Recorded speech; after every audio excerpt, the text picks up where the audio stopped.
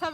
บายดีทุกคนมื้อนี้เฮายามดำให้ดำนาเนาะเฮามาลินอยู่ที่ข้างของบัวเรียนนี่ธรรมชาติบ้านเฮาธรรมชาติบ้านผลแก้วเนาะอันนี้ก็แม่นนาบัวเรียนเนาะนาเจ้าของซองนี้แล้วละเนาะตอนนาตัวเองยังบ่แล้วหั่นอยู่เวียงนาตัวเองแล้วจึงมาอันนี้ก็คือเจ้าของให้เจ้าของสวนทางหลังนี้ก็จะมีสวนมันต้นด้วยทุกคนอยู่พูดหั่นน่ะมือซีถึกอยู่พูดนะมีสวนมันต้นนำนั้นอันนี้ก็โสดอยู่เนาะมาสมัครเป็นลูกเขยแม่ละได้เนาะมีส่วนมันต้นให้ขุดแบบว่าเป็น 3,000 ไร่คุณนะ นี่ธรรมชาติบ้านเฮา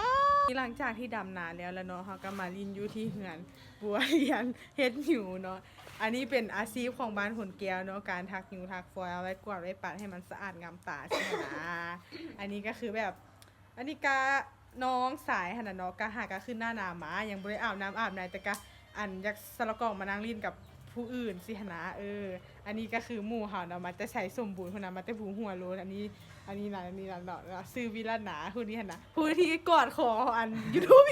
คลิปก่อนน่ะนะ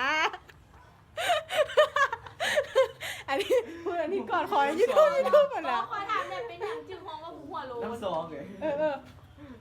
เขาสัมภาษณ์ได้เป็นอย่างจริงของว่าผู้หัวโลน เหมือนว่ามีผมกูเพจ คัดกดไลค์กดแชร์แล้วก็กด Subscribe เด้อบ๊ายบายโสดครับอันนี้ก็โสดเด้อ Facebook พี่ลาวันลาดาวันพี่ลาวงเด้อฐานกระถางบ่ฐานกันแล้วพี่